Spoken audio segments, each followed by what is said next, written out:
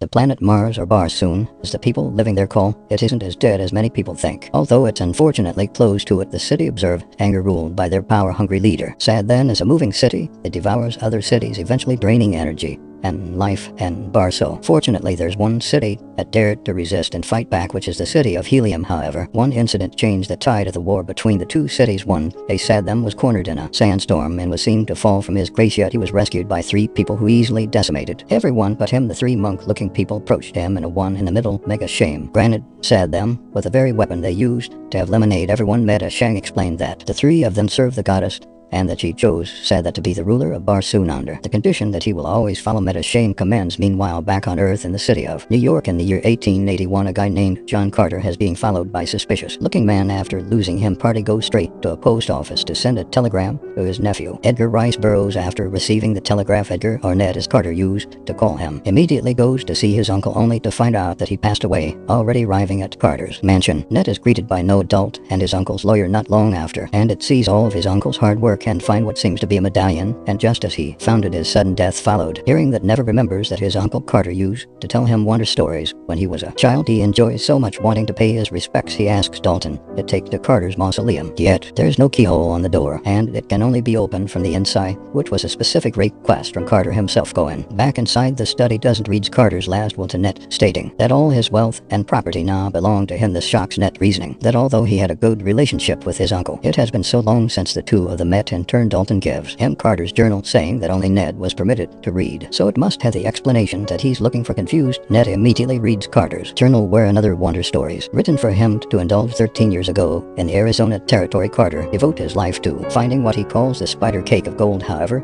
he gets arrested by Colonel Powell, who wants to recruit Carter into their fight with the local Apaches. As it turns out, Carter was a Confederate captain before he became a treasure hunter. But Carter has other priority, so he tries to escape over and over again until he finally does, yet he doesn't get away far enough.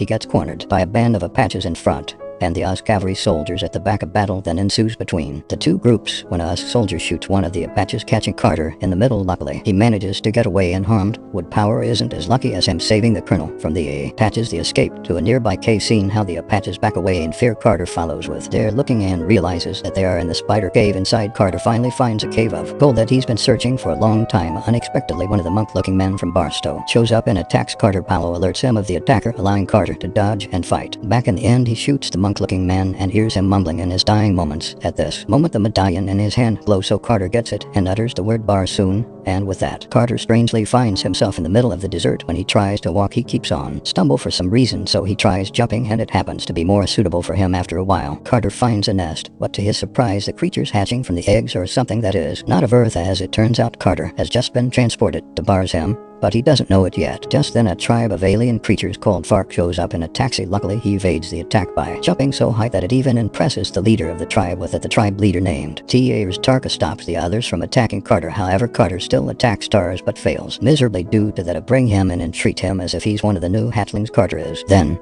taken under the care of a female Fire named Sola, who was covered by burn mark. After cleaning him along with the other hatlings, Solo makes and drinks something that allows Carter to finally understand her language. Meanwhile, in the city of Helium, Deja Thoro rehearses how to explain to her father the solution she discovered to defeat a dagger shortly after her father, Tardis Moores, who was the leader of Helium Rise, but he seems to be burdened by something. As it turns out, they are already losing the war against of Dunga. At this time, Deja exclaims that there is still hope for them. Then she explains to them the element goal, the 9th ray. According to her, upon reading the reports on Saturn's weapon, heavily resembles the said element that has unlimited power. Deja points out that Saturn only uses it to satiate his hunger for power, but in their hands they can use the 9th ray to bring back life to Bar. So she asks for more time to work on the element, but one of the people in the room turns out to be a monk-looking man that works with Meta Shame acting. Discreetly, he destroys Deja's machine, roofing all hope that she shortly brings to everyone. With that, Tartars orders everyone to leave as he wants to talk to his daughter privately. At this moment, he reveals to Deja that Sab then offers to unite the two cities as she accepts his hand in marriage. As expected, Deja doesn't approve of this, but Todos answers so that they have no other choice, and it's for the safety of their people. Later at night, Carter tries to escape, but he's being followed around by a frog/dog creature, Cold War.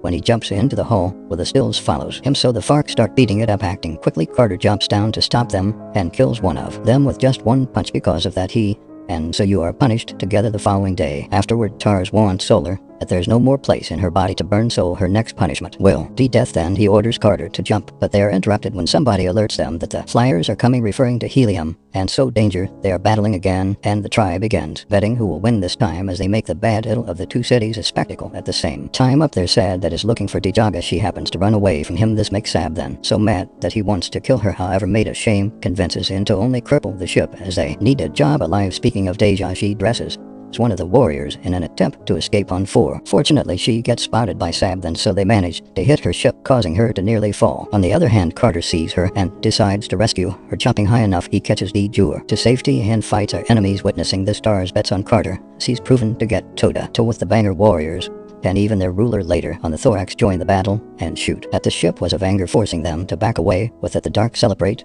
and Tars and Wentz. Carter is Joe Torso Jet, officially making him part of her tribe. Some time later, as the thoughts plunder the spoils of the battle, Carter approaches Dija was mourning the loss of her people. At this time, she asked him how he could jump that high, to which Carter just returns a question asking how she learns to fly ship. Confused, she asked if ships cannot sell life from already came from. In turn, Carter says no, explaining that ships from Virginia travel the seas. Hearing this, Deja points out that there are no season or planet. Just then, Carter, starting to put the pieces together, he still seems to be lost. With that, Deja draws the solar system to the sand, revealing to Carter that he's on Barsoom, or what he knows is Mars. Here, Earth is called Yasuman. Dead guy asks how he came here from a different planet.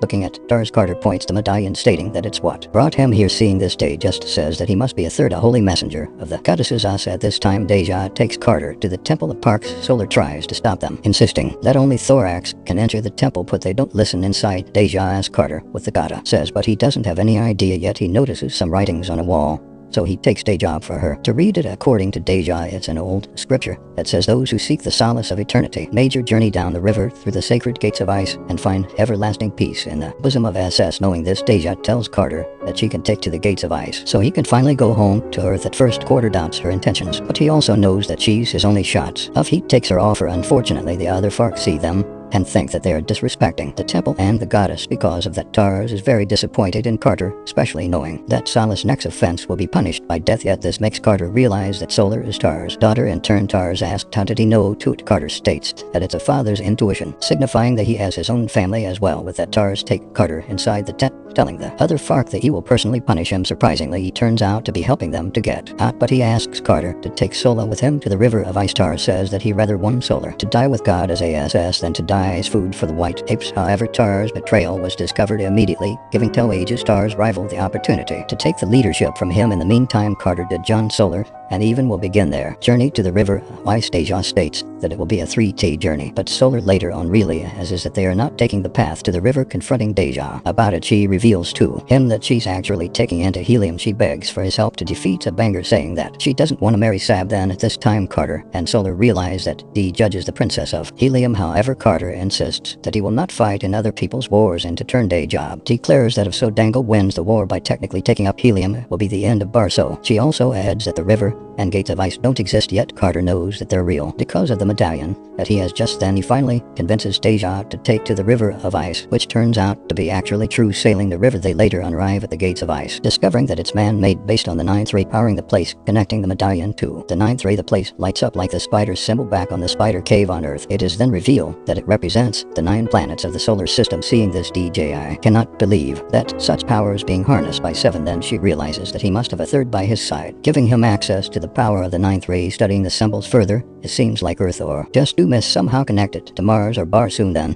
when Carter gets transported from Earth to Mars, his body doesn't actually travel with him, but creates another body on Mars instead. Hence, there's still an unconscious Carter back in a cave on Earth. He's doing all the adventures here on Mars, but these are all just assumptions for now. According to Deja, she can help him more, but she says that they need to go to the Hall of Science and Helium so they can continue finding a way to get him home. Hearing this, Carter thinks that she's tricking him again and to go into Helium, which he insists that everything they need is indeed in her city. Yet to his surprise, Deja says that he truly doesn't want to go home just to get his gold. In fact, he's a man that's willing to lay his life for others, even for the people in bars him. Then all of a sudden, Carter kisses Deja and he remembers his wife and child. At this time, they are interrupted by loud noises outside and Solace call for help. As it turns out, she's being attacked by a more vicious race of Fox the War, who's under the order of mutation. Acting quickly, they seal back to the shore and try to escape, but the enemies are still catching up to them. Left with no other choice, Carter and will have fight all of them. While doing so, he remembers the tragic death of his family. It is then revealed that Carter's wife and Kit died in a fire together. While he was away grieving, he buried his family right in the ashes of their burnt house. Later on, the war home start overwhelming Carter. Luckily, a ship from Helium shows up and helps him, but he Tidya surprised sad then is with her father, acting like he's worried about her afterward. They're taken to Sodanga for Carter to be treated, while Deja is being prepared for the wedding. When he wakes up, Qantas Khan, Todo's trusted right-hand man, helps Carter to get a day job by pretending to be taken hostage there. Deja tells Carter that she finally knows how to send Carter back to Earth, and as they say the chat together, Sab then barges in only to find that Deja is alone yet. Carter happens to be only hiding from him, deciding that it's not the time to go home yet. Unfortunately, he's spotted by Meta. Shame was pretending to be one of these guys' attendants with the restrained. Controlled by him, Meta Shame takes Carter into the city. Will change and forms now and then based on how the third describes America. Carter realizes that he must have been to Earth already. Meta Shame then explains that the doom of Barsoom is not on them. He says that they're not causing the end of the world, but rather managing it, and with Saturn's constant hunger for power, it is easier to manipulate him than other rulers like Tartars. However, what terrifies Carter the most is Meta Change revelation that day job he kill after the wedding. So dang, I can fully take over Barsoom, ultimately leading up to destruction of the planet. Fortunately, Willa shows up and attacks May Sageng, freeing Carter of his restraints. He then goes back to Fox, trying to gather an army to fights of anger, or only to find that they are now ruled by Tel. He used captured Carter, thrown into the arena, along with a beaten up Tars, to fight white apes. At first they struggle because Carter is chained, while Tars is weak, but they later on managed to defeat the white apes. And to everybody's surprise, Carter challenges Tel. Hey, just for the throne of the tribe. Everyone cheer as for him, pissing off Tel. Ages, so he charges Carter, making it his biggest mistake as Carter takes the opening to decapitate the leader of the Thought tribe, claiming the throne for himself. Afterward, Carter reveals to everyone the plan of Sudan get to betray Helium. He insists that if Helium falls, so will Barsoom and Parks or fall as well, with that they all charges of anger, ready to battle alongside Helium. Unfortunately, they find no one as the wedding turns out to be happening, and Helium,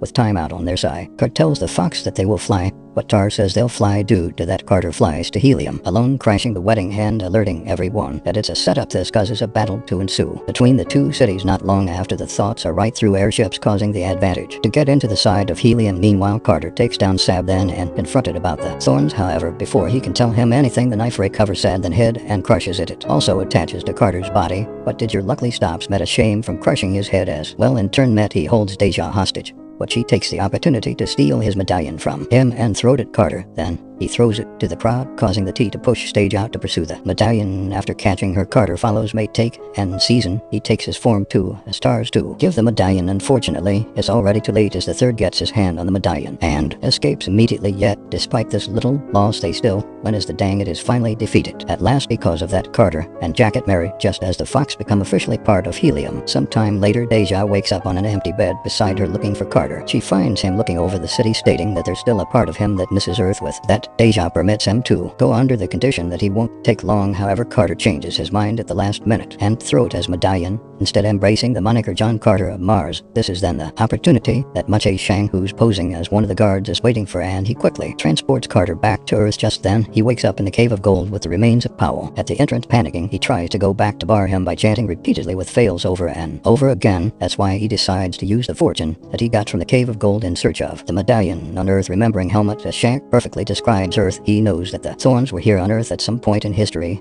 until one day he finally finds a medallion. Going back to Ned, the journal finishes with Carter stating that the Thirds had been watching him since he went back to Earth, and he knew that they would destroy his body once they found him, so he cannot truly go back to Barsoom. With that, he tasks Anne and to protect his body, pointing out that much a shame must be in his mausoleum now. As he finishes reading, acting quickly, then goes to the mausoleum and finds nothing. Examining the door, he knows that his uncle put a secret way to open it from the outside. Just then, he presses the letters, and the Indiana lettering on the door finally opened yet, but he doesn't notice that a man is about to stab and from behind using a 9-3. Luckily and unexpectedly, Carter shows up and shoots the Third, killing him. At this time, Carter reveals to Ned that he never found a medallion, and he just faked his death, hoping that a thermal show up to destroy his body to get their medallion. And before the closes the door, Kurt tells his nephew to get a life of adventure of his own. The movie ends with Carter lying down the mausoleum chanting the words back to Barsoom to go back to date. Shot the love of his life. John Carter is truly an underrated movie of its time, with a basic plot they managed to pull off. Now the movie is in. Subscribe and press the bell so you don't miss any updates.